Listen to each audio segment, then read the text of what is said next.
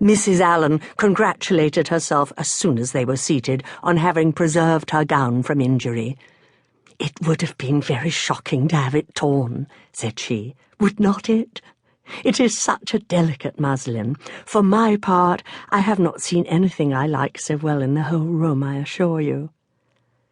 "How uncomfortable it is," whispered Catherine, "not to have a single acquaintance here." "Yes, my dear," replied Mrs. Allen with perfect serenity.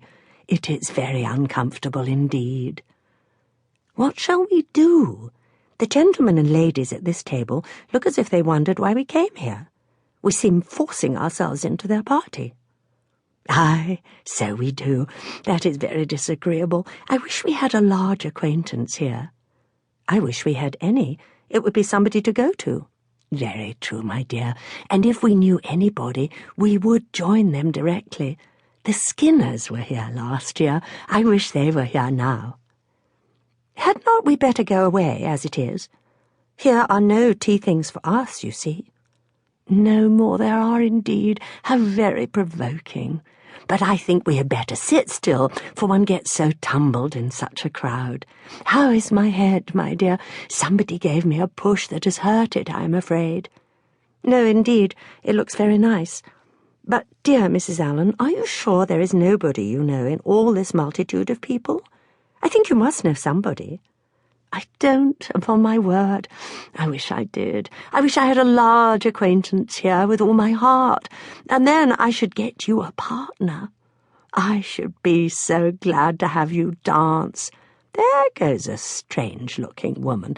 What an odd gown she has got on.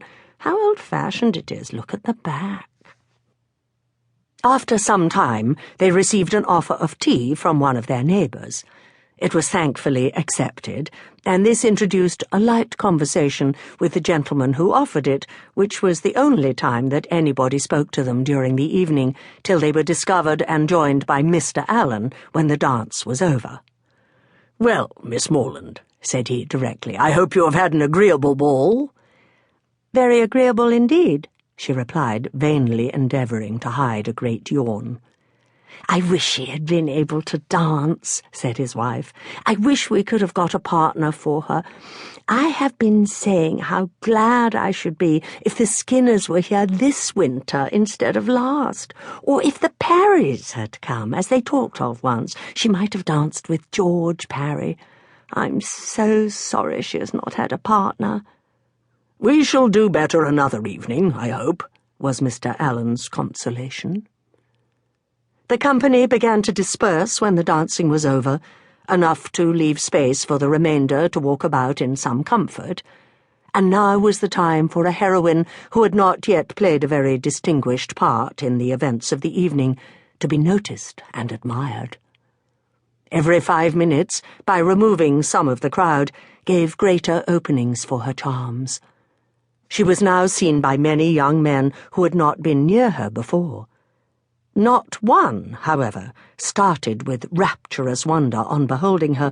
No whisper of eager inquiry ran round the room, nor was she once called a divinity by anybody. Yet Catherine was in very good looks, and had the company only seen her 3 years before, they would now have thought her exceedingly handsome. She was looked at, however, and with some admiration, for in her own hearing 2 gentlemen pronounced her to be a pretty girl. Such words had their due effect. She immediately thought the evening pleasanter than she had found it before. Her humble vanity was contented.